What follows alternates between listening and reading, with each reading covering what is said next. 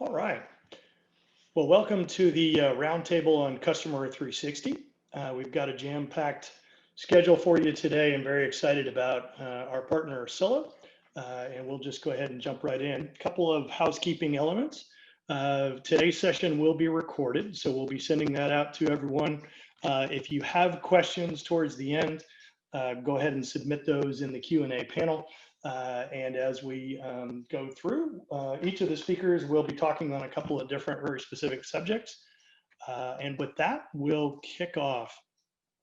Very excited about our panel today.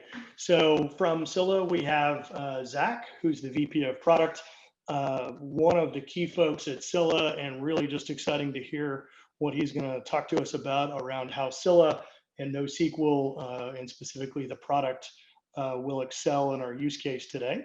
Mahi is actually a solutions architect, will be sharing with us details about specifically what Scylla does and how easy it is to use and some of the technology traits.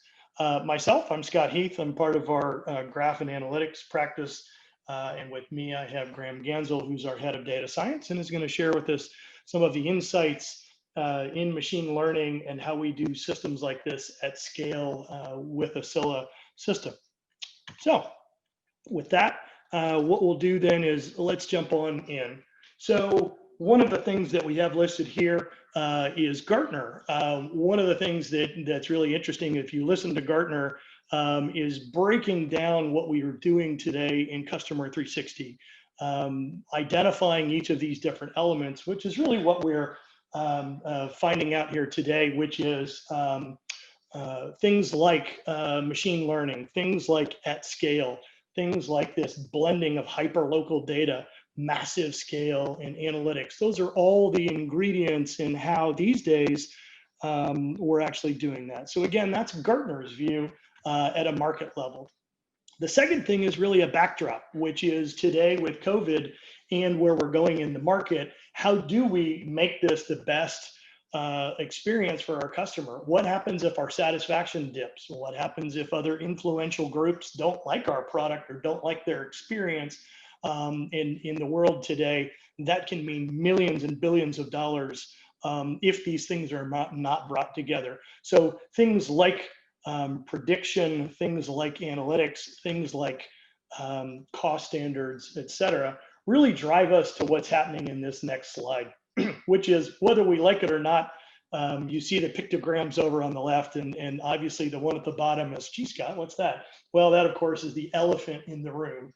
And that is that fortunately or unfortunately, Amazon has really set the bar for us now. So in this new world, how do we bring together the intersection of what they've laid down? They're taking real-time inventory.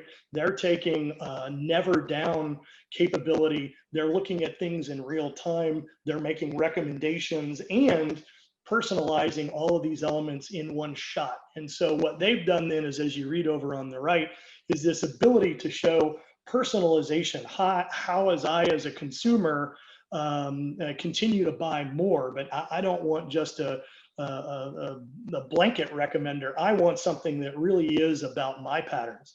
I'm also simultaneously, when I'm in Amazon, when I do a buy or I'm looking at my shopping cart, I'm doing a real-time ask of a global warehouse. Where is that product? Where is that that thing that I desire? And how do I get it to me, the consumer, on time, if not overnight? The other element is there is no concept of downtime. You can go on anytime, any day, and these recommenders are looking at massive kinds of data, but there is no downtime. These are all ingredients as we get to the last one, which is now that I have this data, how do I, on the backside, look for upsell and cross-sell? How do I avoid churn? How do I make better recommendations? Now, this doesn't matter if I'm in commercial or retail or insurance or banking.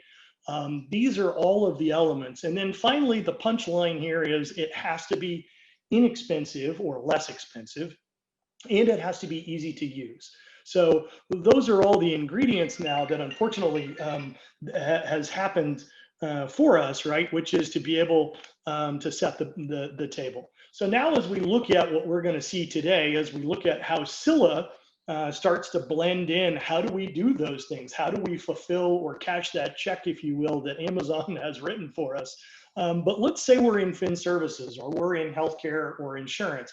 I'm not Amazon. Unfortunately, we now have those table stakes, and I need to bring perhaps it's my customer service rep, maybe it's my call center rep, maybe it's back-end analytics or executives that are trying to do these kinds of things, et cetera. And those start to transcend the different industries, but they are all very similar. So now we see things like temporal and time series. We see massive sets of data that have segmentations, and where those things are today. And we'll find out sort of how machine learning with Graham's talk, and then how the Scylla team is going to share with us how that works on the back end. And now we see over on the left, we see our use cases, right, which are all these different elements that our executives are driving us to. And then in the middle, how do we now cash that check? How do we then go do those things? And that's really where Scylla stands tall. And then obviously the real-time analytics is where this combination of machine learning and a database like Scylla to be able to give those answers. This is now sort of what we'll see later, is Mahi and Zach are going to show what this looks like in the Scylla world. But in this case, I'm now drawing in, these are the requirements that I'm going to need from Scylla when we get to the more technical side, which is the idea of looking for new customers, the idea of finding my customers today, which are the good ones, which are the bad ones, how do I course correct? How do I do online shopping or online interaction? Maybe I'm a call center in healthcare, and I want to look for things like sentiment. How do I do predictive analytics and loyalty? All of these use cases combined with those previous asks, if you will, are where we're going.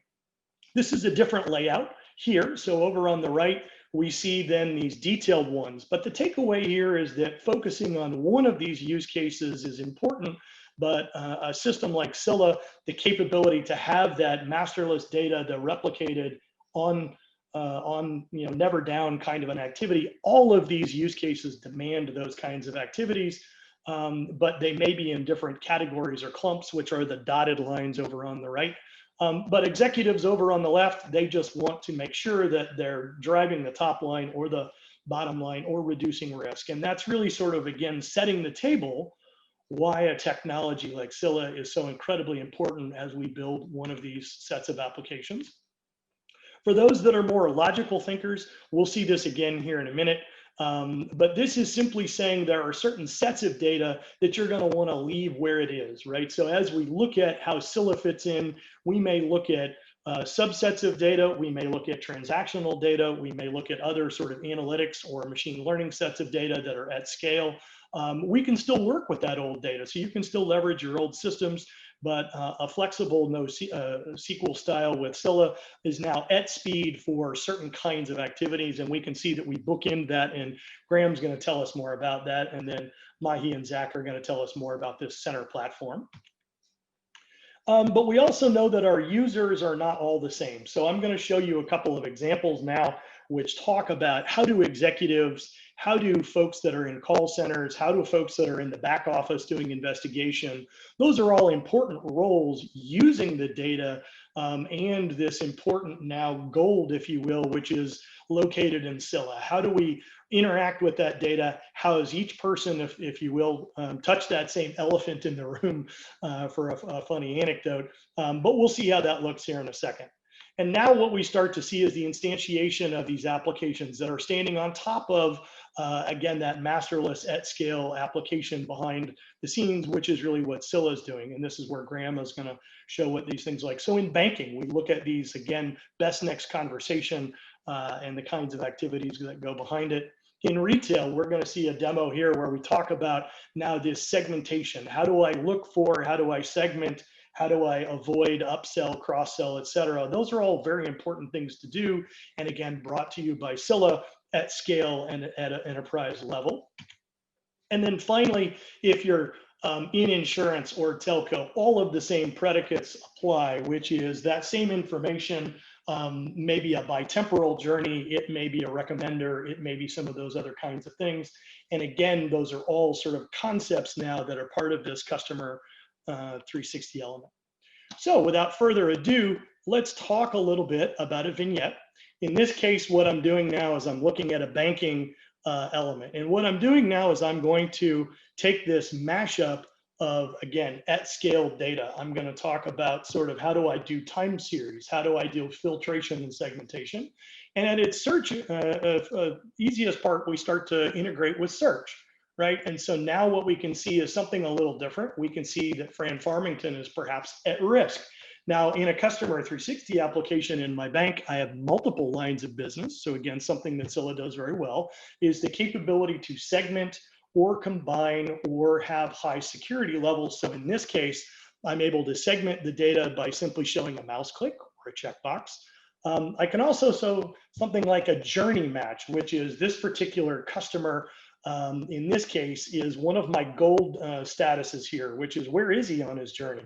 Well, again, I'm able to do large queries, large sets of data analytics with machine learning, and now I can query Scylla at speed and in real time to show where this customer is on the journey.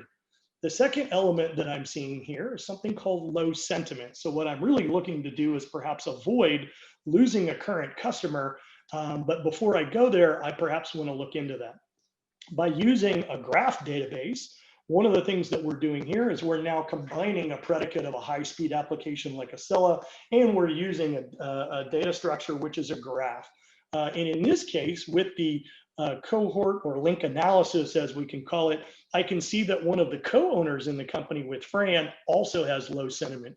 So in this case, if we were to perhaps lose Fran, we may actually lose one of his other constituents, and we can see that now before I reach out to Fran, I may have some work to do. The other thing that I can do is I can see something called time series. This is the ability to either in a temporal query or a bitemporal, which is who knew what when, is to be able to lay that out in a simple and easy and clean way. And again, that's something that Scylla does quite performantly. Now I can do historical versions here, I can time travel, or I can go forwards and backwards, etc. But again, when you look at billions of rows of data, it becomes clogged in an old SQL world, which is why a NoSQL and specifically Scylla does such a great job. The second thing that I can do is start to talk about recommenders. No longer simple requests, but I can do deep level analytics that again, we're going to talk about here in a minute. But this recommendation here of saying, well, I could actually make you money in your personal banking or in your wealth management. Or I could suggest to you that you could actually get travel points, something that's good or beneficial for your current behavior. And I can actually do that again at scale. So again, these are simple and easy ways that we can bring this together in a customer 360. Our second vignette is something that we show now, which is more on that segmentation or the analytics side. In this case, I'm looking at store over store trading. Have things been purchasing up, or is there an uptick in that style of a relationship? And the answer is, let's go see. And by doing this now, I'm doing massive sets of data in real time. Again, I may be doing it in time series in combination of that large styles of queries. And as I step through this now, I have the ability to look for perhaps even social influence. I can start to look at where and when I can do this. So instead of giving a simple recommendation for a $1 coupon to 1 million people, which could be $1 million, I could actually give $10 to a set of loyal customers or brand loyal elements here. And this is now where you can see a graph data structure like a Janus graph here, or a Tiger graph or other kind of graph database. But the point of this now is to show those cohorts or those analyses. In green, we see our customers that use our loyalty card. And now what I can do is I can narrow that through a series of queries, and I can say, well, which ones are more influential? I want to run a campaign for that group where I can give them $10 to recommend, where now I can get a big pop to a drive revenue, or I can actually avoid a churn or something like that. So now what I've done is I've used the power of Scylla and a graph database in conjunction. The second thing that I can start to do then is I can do sort of standard trends here. So I can go look at things like campaigns. And again, massive sets of data. What I can see now is in this particular program, I've been able to run some machine learning up front to figure out who my targets are. And I see that this is doing extremely well.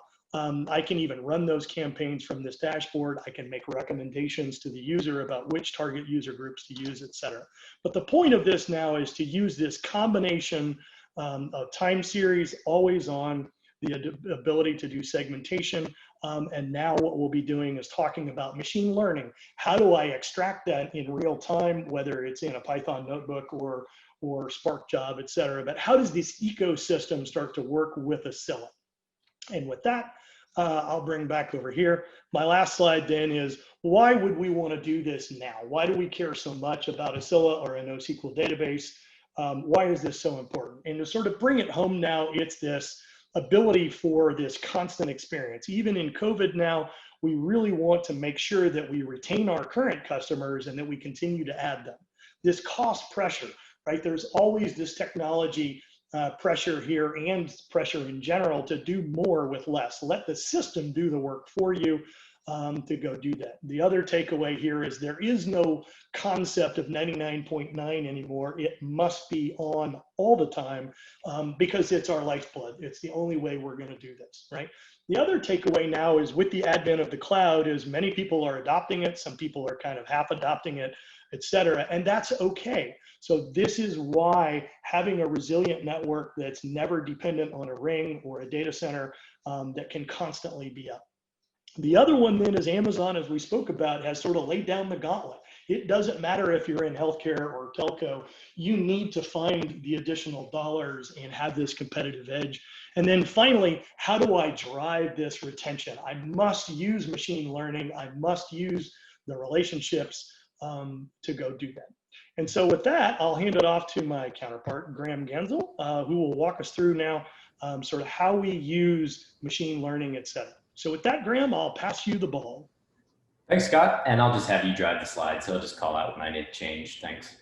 No so we wanted to jump into some of the technical specifics here. And as motivation for that discussion, I'll roll it back one slide to what Scott said, which is that we need to, especially these days, be completely conscious of how much it costs us to deliver insights and expensive sometimes analytics to customers. The way we recommend doing that is by building data products rather than data projects. Enabling your system to autonomously deploy these systems is the way that we allow our analysts and our data scientists to keep working on high value work while the systems deal with the mundane day-to-day tasks. If you want some more info on that, please jump over to our website. We have lots of specifics on how to implement each phase in that data products lifecycle.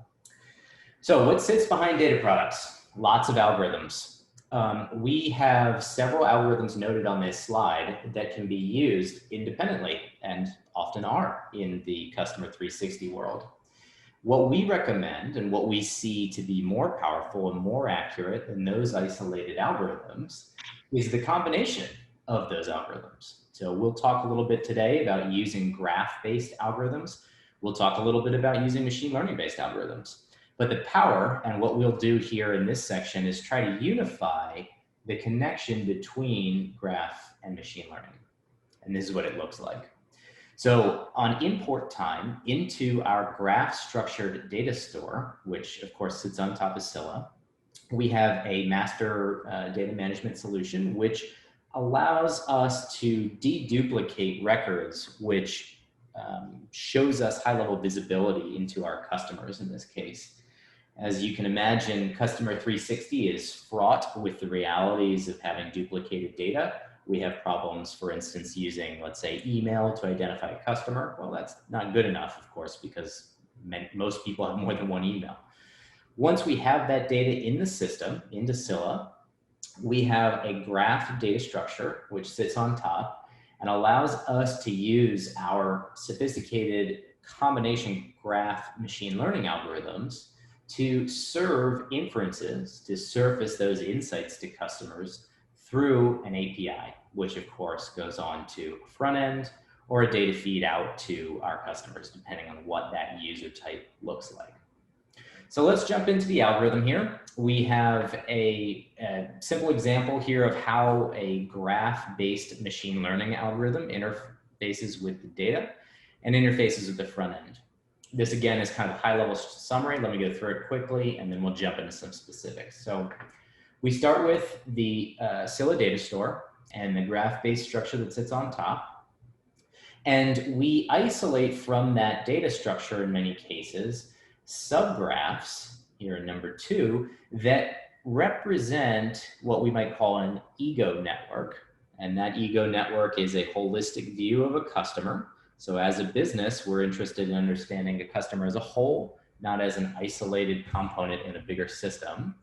And we transform that subgraph into either a plain feature vector, like we're used to using in our previous machine learning work, or into a combination vector that uses not only the properties of our customer, like for instance, purchase history and demographic information, but also the graph structure itself. And at the bottom of the slide, what we're showing here is by analyzing that graph-based structure, we can more accurately represent our customer. And of course, we can even visualize them that way, as we show in the little UI snippet that I stole from Scott's demo. So let's jump into an example. Scott earlier mentioned the Amazon.com example, which is especially prescient as it is Amazon Prime Day. And this is the way that Amazon surfaces their recommendations to customers, right? We have the recommender engine, the traditional recommender engine that says, well, if you liked, let's say, I don't know, pencils, you might also want to buy a pen or a notebook to write in.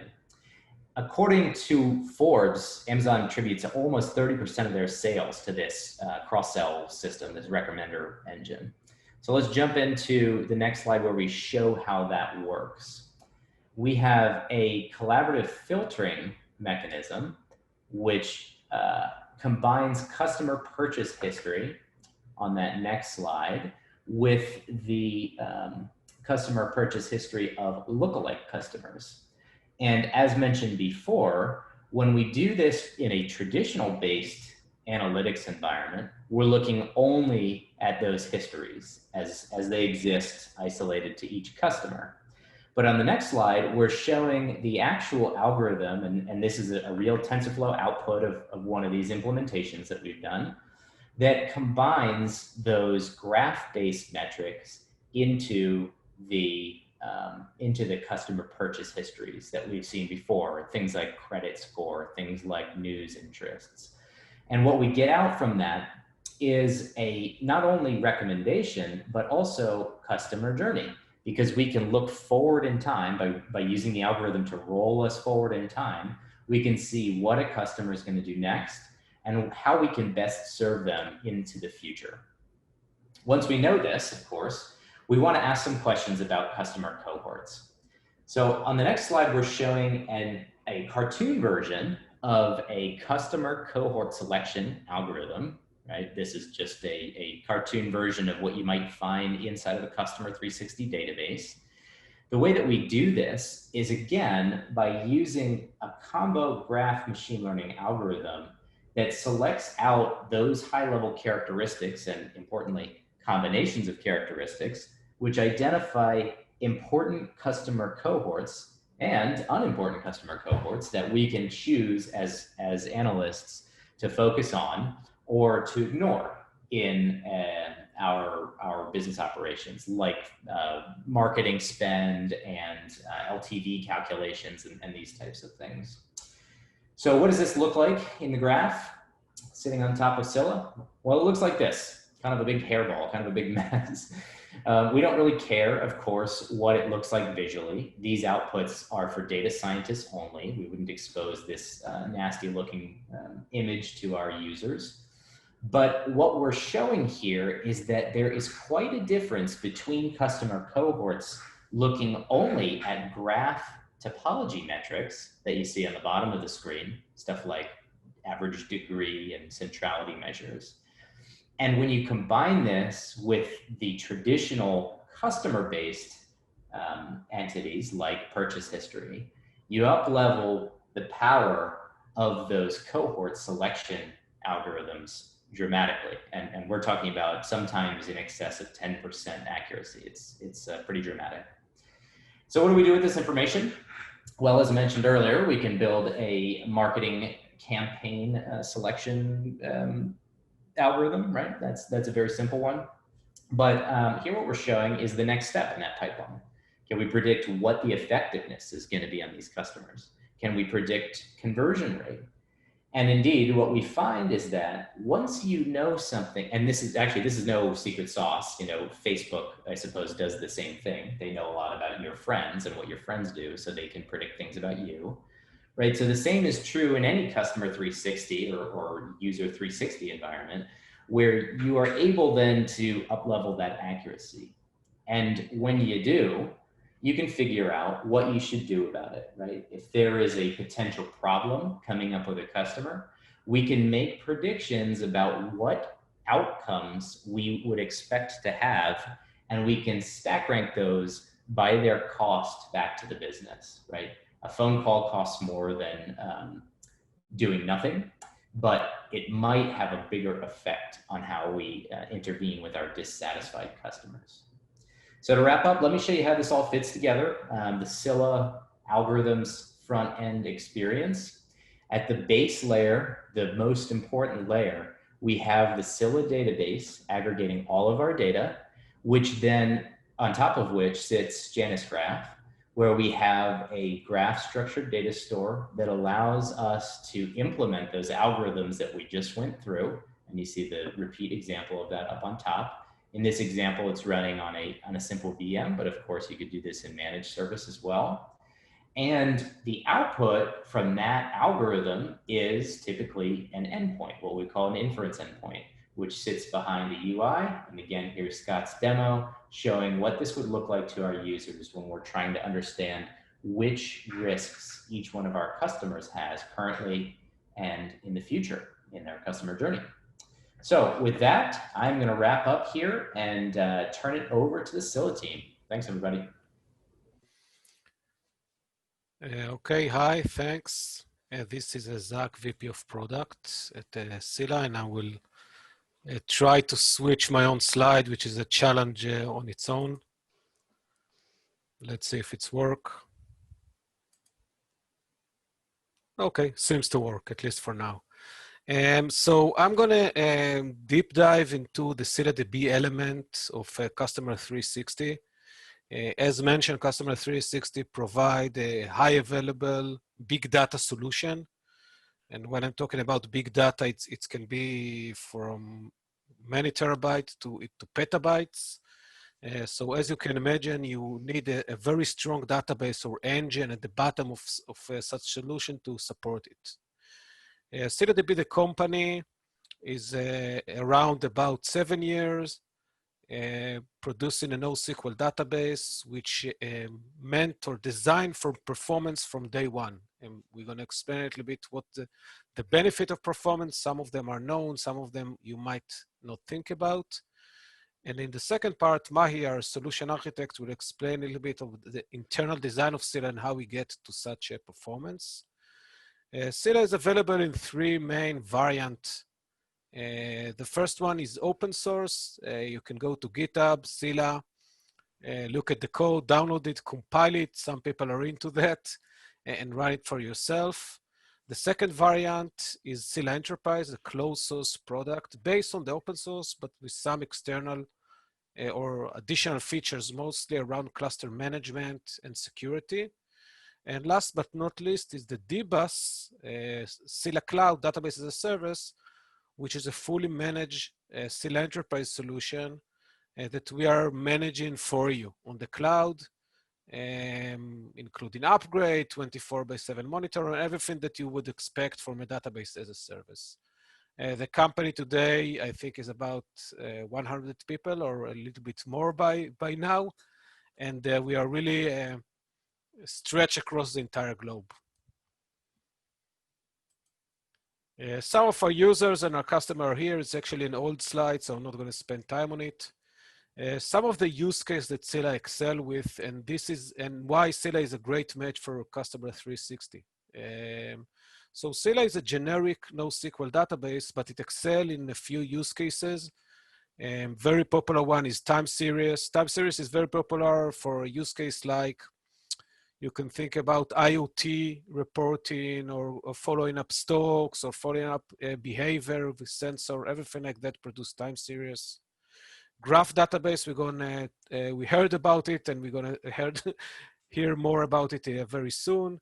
And other use cases are recommendation engine, shopping cart, etc., etc. So it's a very good fit for Customer 360.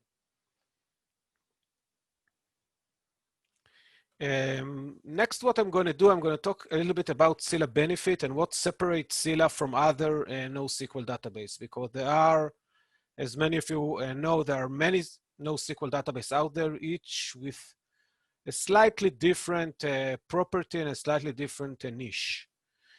So Scylla try to capture big data in high performance.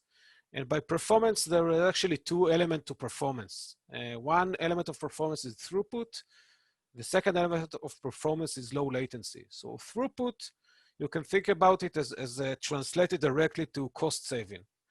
Because if you need, for example, 100 nodes or VM on AWS or Google to support a specific load, higher throughput allow you to reduce this number. And we're going to see a concrete example soon. The second benefit is low latency, in particular, consistent low latency. And this is very critical to application with interactive or online component to them, real-time component to them. Everything that, for example, connect to a mobile application, either on desktop or your mobile, or backend application like in the edtech domain, when you need to very quickly respond with an answer and maybe do a calculation in the middle. Another two benefit of Scylla is we try very hard to reduce complexity. Those of you who are familiar with JVM-based database or application know that it sometimes can be challenging, or you can even say require some black magic to tune all the parameter and understand how workload affects the performance. Not the case for Scylla, and Mai going to explain more how exactly it works. And last, Scylla is compatible with other popular NoSQL database. One is Apache Cassandra, the second is DynamoDB. So if you have an application that works either with Cassandra or DynamoDB, you can very quickly switch to Scylla and you don't have to learn another API or query language. This also means that a lot of tooling, analytic tooling like Spark that was mentioned earlier, or Presto work out of the box with Scylla. So you don't have to do anything special to get Scylla connected to analytics. What I'm showing now is a use case, actual use case from a customer that's showing the reduction of nodes, switching between one of the databases that Scylla is compatible with, Cassandra. And as you can see, the number of servers that you need to use for a specific workload was reduced from by 5 from 120 to 24. And this is done purely by the fact that Scylla was architected for high performance. And Mai going to talk more about how we do that.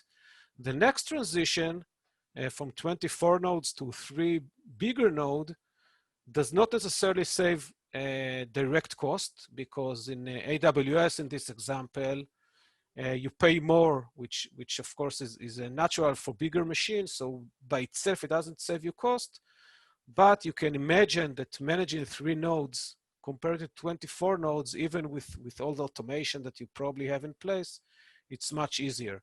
So that's played directly for the last benefit I mentioned earlier of reducing administration effort.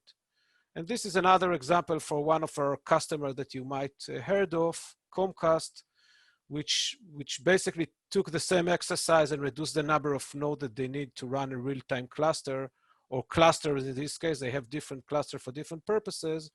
As you can see, the reduction in hardware is impressive and significant, and it's translated to cost. So we talked about the benefit of throughput and reducing the cost of the hardware. Let's talk a little bit about latencies, consistent latency. So often people that are monitoring application or real-time application will naively look at the average latency, and it's misleading. Why is it misleading? Because Sometimes when you look at average latency, it seems reasonable. For example, around 1 millisecond, which is the requirement of most applications working in real time to have a sub-millisecond response. And the average is maybe not far from that. But if you look at the one worst case percent or 99% latency, as we call it, you see a very different picture. As you can see here in the upper, in the green graph, latency is spiky, it can get very high, and that is important. Why is it important? So you might think, okay, that's only 1% of the request, I don't care as much. But if you have in queue 1% of the requests that take a long time, for example, as a result of garbage collection, all the other requests are actually queued behind it. So that's one factor. The second factor that a lot of the time, a database, of course, is not an isolated part of the application. If you have a graph database, like mentioned earlier, then you try to tour around the graph and extract the friends or extract recommendation, you will hit the database many times for one request, for one application request. And if only one of these requests into the database is very slow, your entire application is slow. So this is why it's recommended on general, not just for Scylla, to look for the P99% latency, and Scylla is actually designed around it. I do want to spend 1 minute on a Janus graph because it's a great application. We're not affiliated with it, but it's an open source project that is used like Scylla in Customer 360 and other places, and it proved to work very well with Scylla. It's bring a lot of a nice feature for a graph database like text search and such. And it can also handle huge amount of data, like many terabytes or even petabyte of data. And it does that by using Scylla as an underlying database. And this is from one of our customers that actually compared the combination of Janus graph and Scylla with other graph databases. And again, latency is important because it's allow your customer to compete. Before we dive into the actual implementation of Scylla, I want to map Scylla in the NoSQL domain because I know there are many NoSQL database out there and or database in general out there, and it can be confusing. Probably hundreds of databases out there.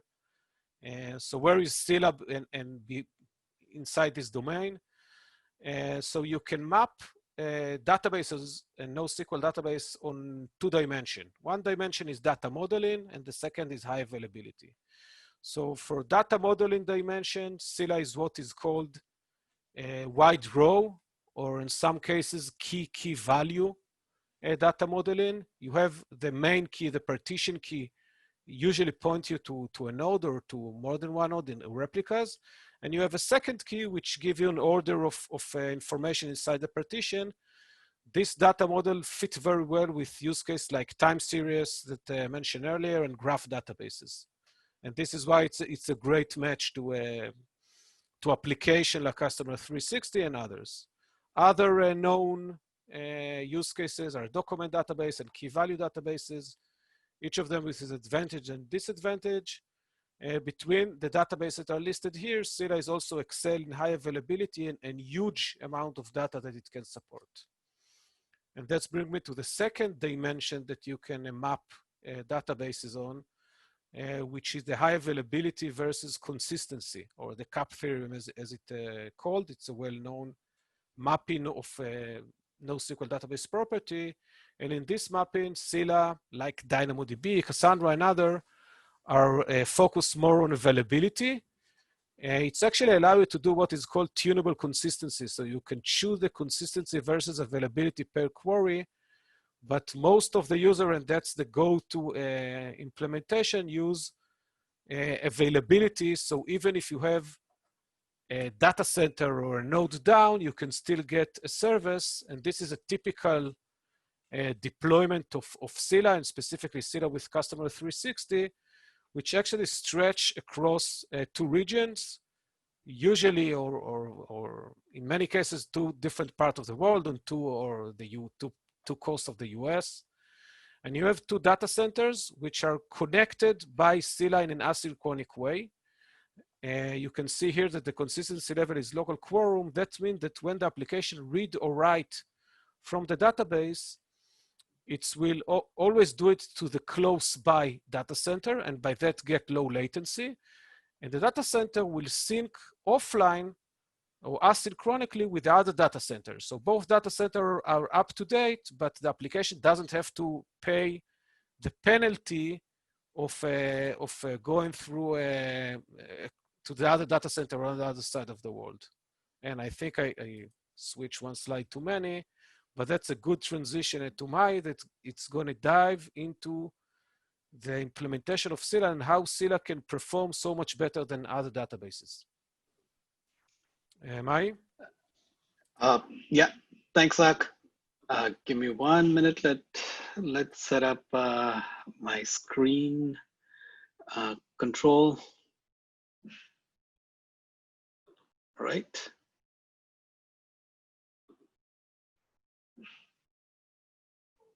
Wonderful. Hello, everyone.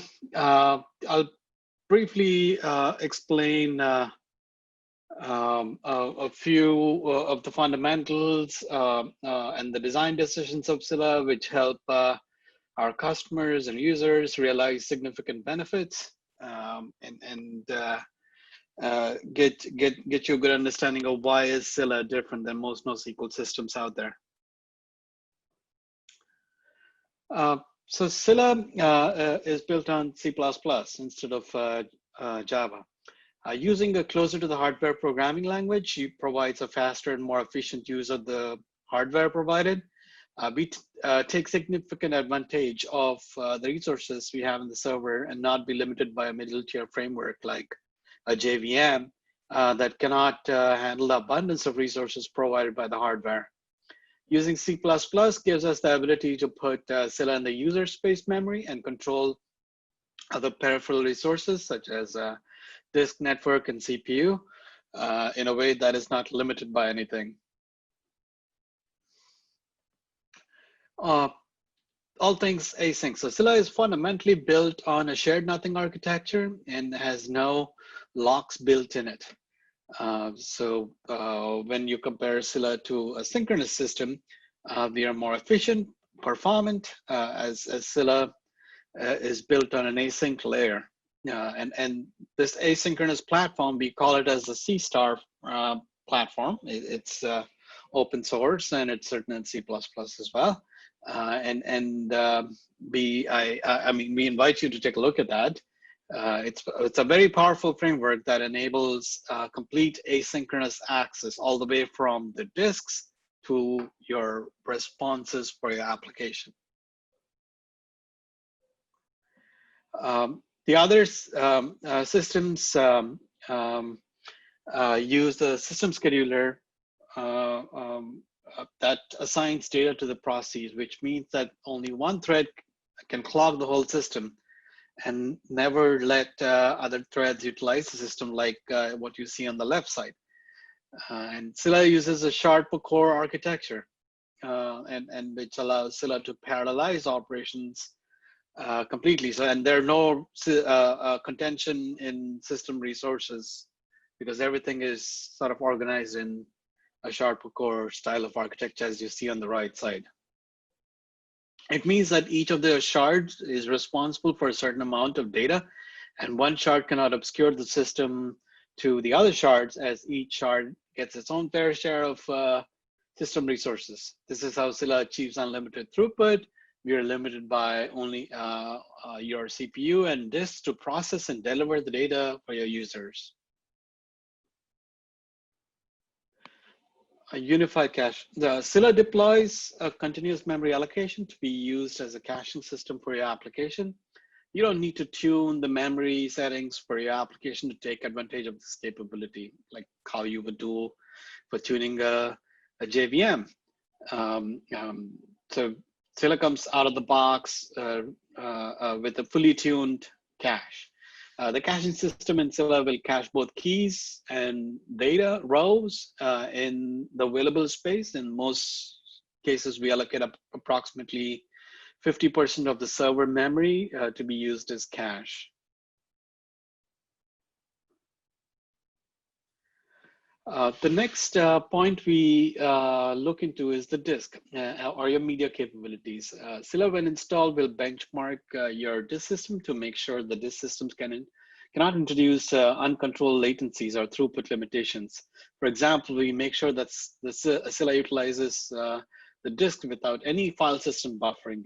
And if you use the file system buffering, the application on top of that is usually subject to unpredictable latency. So since Scylla is a data persisting system, it must control the access to the disk.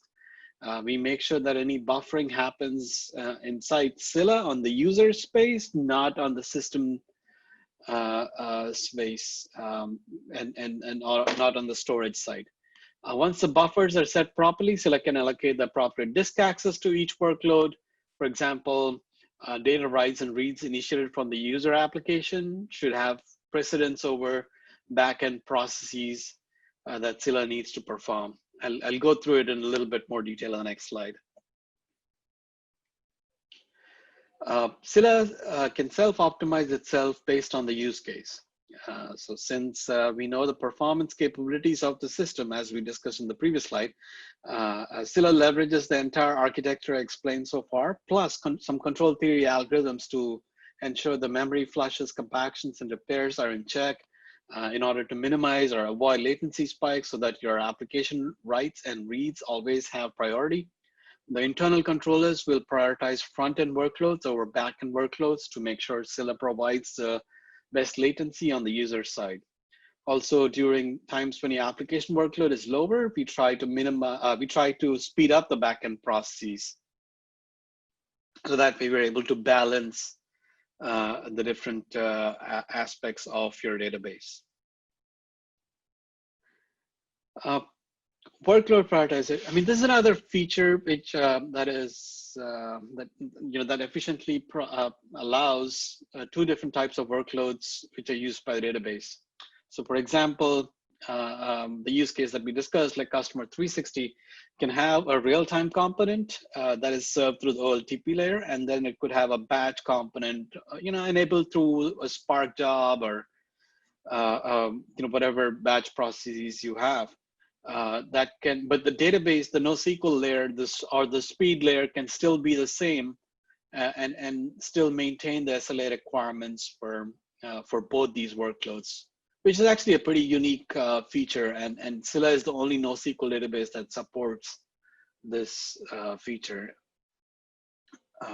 So, I mean, I'll dive a little bit, I'll speak a little bit about this. So OLTP involves many small requests that have fairly simple queries and very tight SLA requirements and response time requirements. And OLAP usually may involve longer queries that dive into many different parts of the database and take longer to complete, but much relaxed SLA response times. So this capability of workload prioritization enables both these types of workload to be run well by allowing administrators or developers to assign relative usage of resources for each of these workloads. So you can typically this is divided into something called time shares or CPU shares, which are basically a unit of using part of the system. And by assigning these shared resources through an API, the amount of time for various resources that are used can be changed dynamically based on the needs of the organization. So let's say at any particular point in time, your OLAP queries need to have higher priority and higher and smaller SLAs. You can increase the time shares for that and reduce the time shares for your OLTP system, or vice versa, based on your need. This unique feature allows the database to serve both your real-time as well as your batch workloads.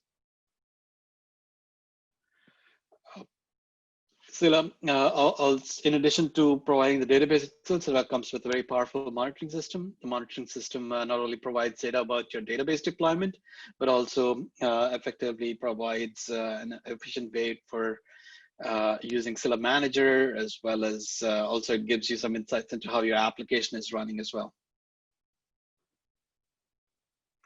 the various deployment options available. Scylla is available in three basic formats: open source and enterprise and cloud, or fully managed service.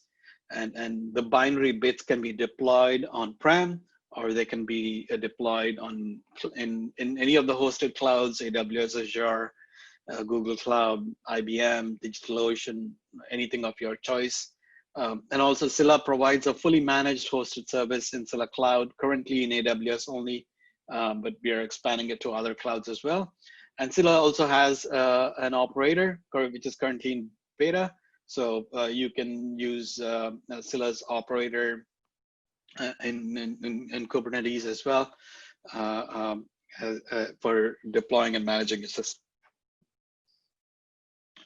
Another very unique feature of ability of Scylla is Scylla, in addition to being fully Cassandra compatible. So when I say fully Cassandra compatible, so it's production ready, it's protocol compatible, wire compatible with your application, and it drop and replaces your Cassandra installation. So it's completely compatible with the Cassandra ecosystem as well. So any client drivers which are compatible with Cassandra are compatible with Scylla when it's running in Cassandra mode. But Scylla can also run in another mode, which we call as alternator, which is a drop-in replacement for DynamoDB.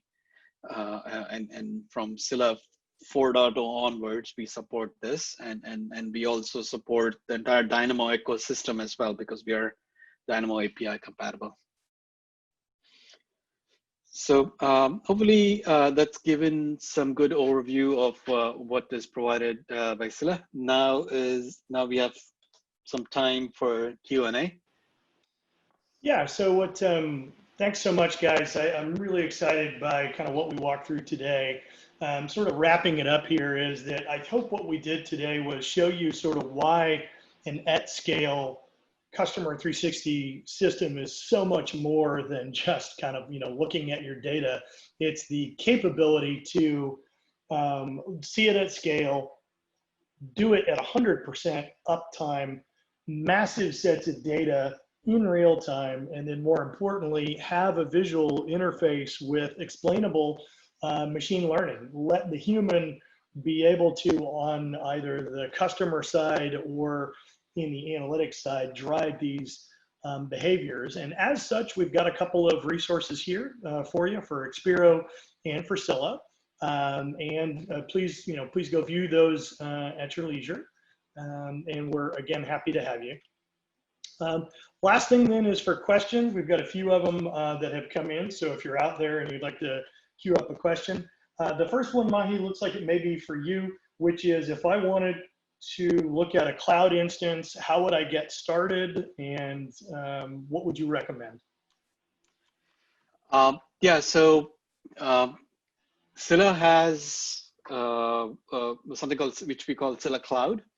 It's you can quickly go onto I think Scylla Cloud, ScyllaDB.com/cloud, and register yourself. You can you have a variety of options available with regarding to how you want to bring up your cluster, whether it is with Dynamo API or Cassandra API, and also which region of the world that you want it in. And if you needed HA as well, like with multiple data centers, you can pick and choose. And you might have to put your credit card in, and you can get started. Usually it's about 5-minute process, and you should be able to get started fairly quickly. Great. I want to add to that. Thanks, Mike. So usually what you want to do, you want to locate the database instances as close as possible to your application. So if you're using Customer 360 and you know that you deploy it, I don't know, on the East Coast, on a specific AWS region, it's probably smart to deploy Scylla Cloud or Scylla Enterprise on the same region. And two reasons for that. One is reducing the latency, and the second is, as cloud user can testify, its cost. It's you pay, if you do a cross-region transfer of data, you pay the cost between the region, and it can become not very cheap. Let me put it this way. So always try to put your data as close as possible to the application, or vice versa. Okay. I've got another question. It looks like for you, Zach, we are using open source Cassandra and are interested in upgrading to Scylla. What benefits would we get, and what would be some of the things we would need? So first of all, it's very easy to do this transition because Scylla and Cassandra share the same binary protocol. So you don't have to change anything in your application. The benefit that I mentioned earlier are much better throughput and lower latency, but also much easier admin. So Apache Cassandra is a great tool by itself, but there are some challenges correlated with the initial design decision there, especially the use of a JVM, that make it a little bit challenging to admin, and Scylla try to solve all of this problem. So if you want to do this transition, first we'll be happy to help you through the community Slack channel or mailing list. And second, you should be able to see the benefit very fast. Okay. Looks like this one's for you, Graham. Is there a preferred streaming machine learning package to integrate with Scylla? So I guess that would be, I don't know, maybe what, Graham, Python or SparkJob? So we can do it in a few different ways. The pre-processing steps that feed into the machine learning algorithms are well known and varied. We prefer using Apache Beam, which is managed, if you're in GCP, by Dataflow. And then the actual machine learning engine at prediction time, of course, just streams output through an endpoint. So if you have some sort of we can also do it through a messaging queue if that's how it works in your system. So any of the common libraries will work. We prefer TensorFlow, but any of the common ones will work. Okay, fantastic. We'll give it another minute here if there's any additional questions. And just as we're waiting, just to remind everyone, this is recorded. We'll send out a follow-up for everyone so you can share with other practitioners or other folks that are interested. And we do appreciate your time today. Looks like we don't have any additional questions. Everyone have a great day. Thanks, Scott. Thank you. Have a good day.